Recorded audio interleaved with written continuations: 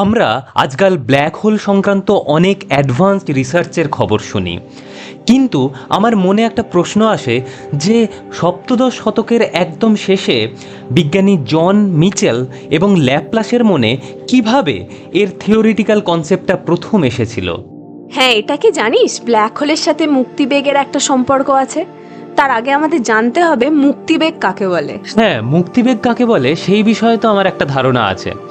কোনো একটা নক্ষত্র বা গ্রহের গ্র্যাভিটেশনাল ফিল্ড থেকে কমপ্লিটলি বেরিয়ে যাওয়ার জন্য কোনো বস্তুকে ইনিশিয়ালি যতটা ভেলোসিটি বা বেগ দিয়ে ছুঁড়তে হয় সেটাকে ওই গ্রহ বা নক্ষত্রের মুক্তিবেগ বলে।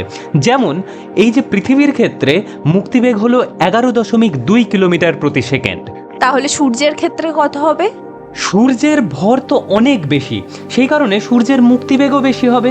সূর্যের মুক্তিবেগ প্রায় 617 কিলোমিটার প্রতি সেকেন্ড। হ্যাঁ, তাহলে ভেবে দেখ এই মহাবিশ্বে যদি এমন কোনো অবজেক্ট থাকে যার মুক্তিবেগ আলোর থেকেও বেশি। আলোর থেকেও বেশি? আলোর গতিবেগ তো প্রায় 3 লক্ষ কিলোমিটার প্রতি সেকেন্ড, এবং আমরা এখনো অবধি কিছু জানি না যার ভেলোসিটি আলোর থেকেও বেশি।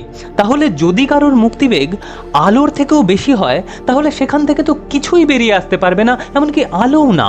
এক্স্যাক্টলি, এই কারণেই এখান থেকে আলোও বেরিয়ে আসতে পারে না, এমনকি কিছুই বেরিয়ে আসতে পারে না। এইভাবেই ব্ল্যাক হোল বা কৃষ্ণ গহ্বরের ধারণাটা আমাদের কাছে এসেছিল।